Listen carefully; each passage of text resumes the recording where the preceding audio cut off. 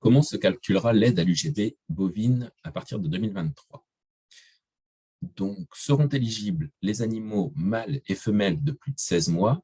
Donc, on ne regarde plus les vaches, on regarde les mâles, les femelles, tous les animaux qui ont plus de 16 mois. Il y aura un plafond, non plus à 139 ABA comme aujourd'hui, mais 120 UGB de plus de 16 mois avec la transparence GAEC pour les UGB allaitantes et un plafond de 40 UGB, toujours avec transparence GAEC, pour les UGB non allaitantes, c'est-à-dire pour les laitiers, les vaches laitières et pour les engraisseurs spécialisés.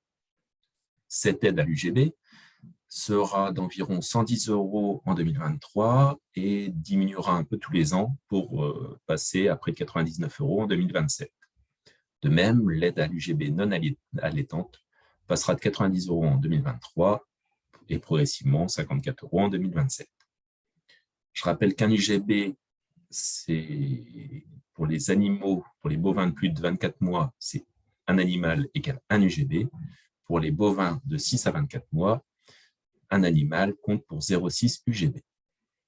La période déclarative sera toujours du 1er janvier au 15 mai, comme aujourd'hui, et l'exploitant sera libre de déclarer au moment qui est le plus opportun pour lui.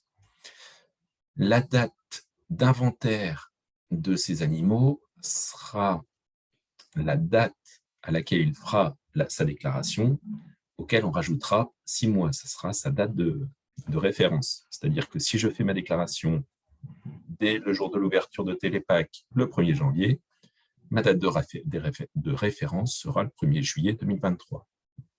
De même, si je fais ma déclaration le dernier jour d'ouverture de la prime à l'UGB, le 15 mai 2023, ma date de référence, c'est-à-dire celle à laquelle on gardera l'inventaire de mes animaux primables, sera le 15 novembre 2023. Donc là, je viens de parler des animaux présents à la date de ma date de référence. Il y a aussi les animaux qui auront été vendus dans l'année précédant ma date de référence, c'est-à-dire donc j'ai fait ma déclaration au 1er janvier, ma date de référence c'est le 1er juillet. On va regarder du 1er juillet 2022 au 1er juillet 2023 les animaux qui ont été vendus et abattus dans cette année-là, qui ont été présents 6 mois sur l'exploitation, mais qui n'étaient pas éligibles au 1er juillet 2022. Ça concerne quel type d'animaux? Ça concerne les taurillons de plus de 16 mois qui potentiellement ne sont pas présents au 1er juillet à la date de référence, mais qui ont été vendus précédemment. Donc, ça concerne aussi les génisses qui ont plus de 16 mois, donc qui avaient moins de 16 mois au 1er juillet 2022, qui ont eu 16 mois et qui ont été vendus durant cette période. Et ça ne concerne qu'uniquement ces types d'animaux-là. C'est-à-dire qu'une vache, comme elle est primable au 1er juillet 2022, elle ne sera pas rattrapée et additionnée à cet inventaire des animaux primables.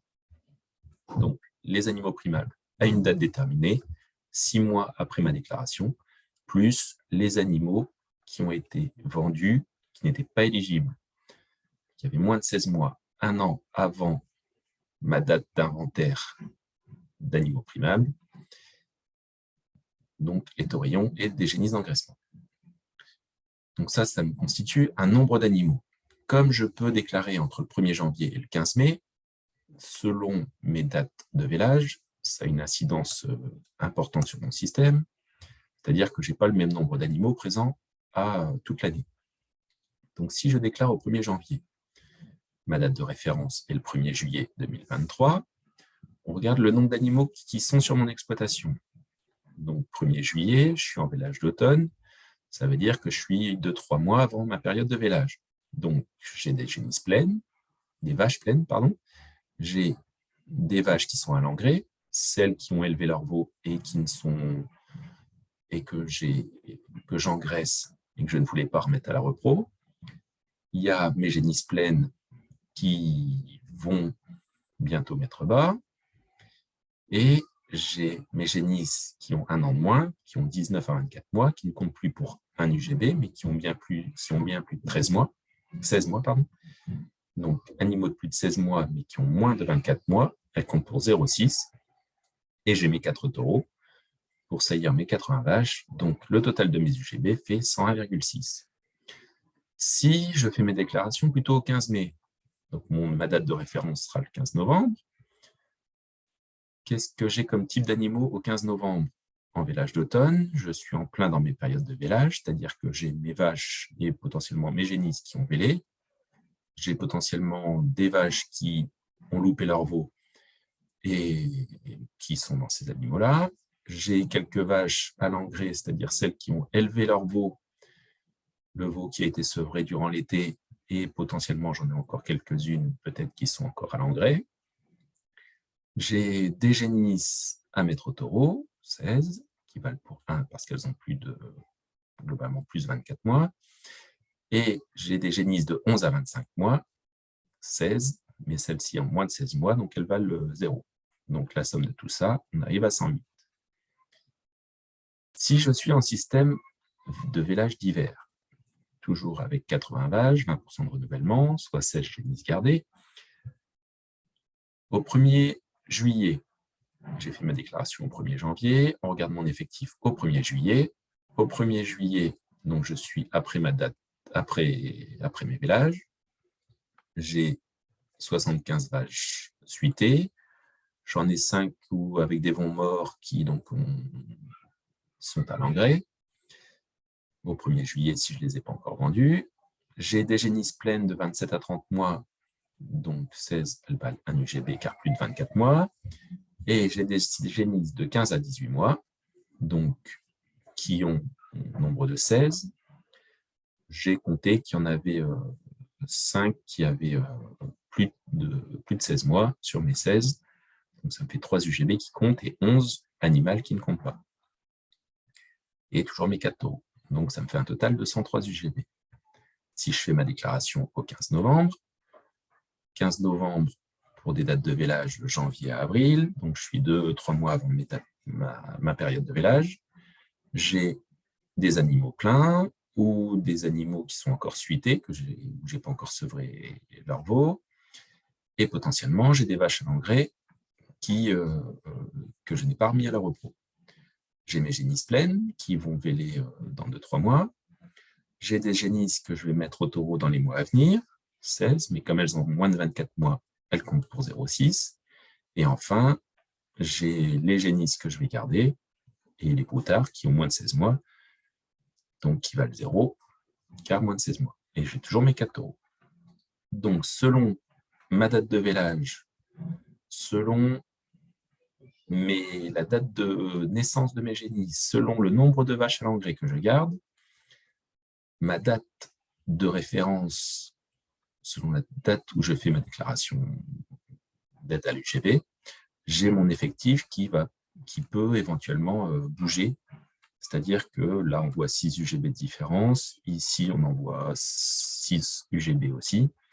Tout dépend de l'effectif prévisionnel quand je fais ma déclaration. Est-ce que j'ai tout intérêt à la faire plutôt au 1er janvier qu'au 15 mai? Dans mes exemples, là, c'est le 15 mai pour un vélage d'automne qui est favorable. Ici aussi, mais tout dépendra des systèmes selon l'âge des génisses, selon les vaches à l'engrais que vous gardez. Par rapport à tout ça, donc, ce qu'on peut retenir pour optimiser la déclaration, si je ne suis pas au plafond des 120 UGB, en système allaitant, donc je déclare à la bonne date, c'est-à-dire j'essaye de prévoir quand est-ce que j'aurai le maximum d'animaux présents éligibles 6 mois après. Je peux augmenter mon taux de renouvellement, s'il est assez faible. Ça me permettra de primer des génisses de 18 mois, des génisses de 27-30 mois, et ainsi de suite. Donc, pour une génisse, j'ai 1,6 primes qui vont m'arriver. Si j'augmente mon taux de renouvellement, 1,6 primes, ce sera environ 150 €. Donc, j'aurai potentiellement un peu plus de primes. Ça me permettra de sélectionner un peu mieux mes reproductrices et potentiellement, j'aurai des vaches plus jeunes à vendre et éventuellement un prix plus élevé sur mes réformes. Je peux engraisser des réformes et des génies. Si j'engraisse mes réformes ou mes génies, je peux les primer. Dans mes exemples, j'engraissais mes vaches, ce qui me permettait d'avoir quelques primes supplémentaires.